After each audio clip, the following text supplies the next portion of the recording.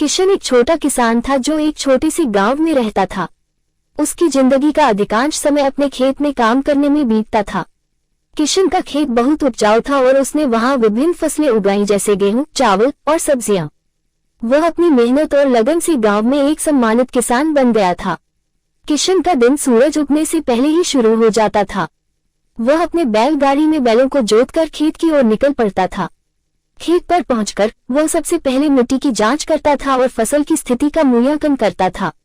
उसके पास एक छोटा सा कुआं था जिससे वह फसलों को सिंचाई करता था। एक बार गांव में एक भयंकर सूखा पड़ा। किशन की फसलें सूखने लगी और पानी की भारी कमी हो गई। गांव के अन्य किसानों की तरह किशन भी चिंता में था कि उसकी फसलें नष्ट न हो जाएं। उसने हार नहीं मानी और अपने खेत को बचाने का हर संभव प्रयास किया। उसने नहर से पानी लाने का प्रबंध किया और अपने कुएं को और गहरा करवा लिया। किशन की मेहनत रंग लाई और उसकी फसलें फिर से हरी भरी हो गई। गांव के लोगों ने उसकी कड़ी मेहनत और संघर्ष को सराहा और उसे प्रेरणा माना। किशन ने न केवल अपनी फसलें बचाई बल्कि अन्य किसानों को भी सलाह दी और उनकी मदद की। किशन की कहानी संघर्ष, मेहनत और समर्पण की एक मिसाल बन गई। उसने ये साबित कर दिया कि कठिनाइयों का सामना कैसे किया जाता है और अपनी मेहनत से हर चुनौती को पार किया जा सकता है।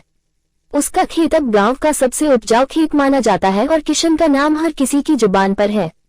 इस तरह किशन और उसके खेत की कहानी गांव में प्रेरणा और साहस का प्रतीक बन गई।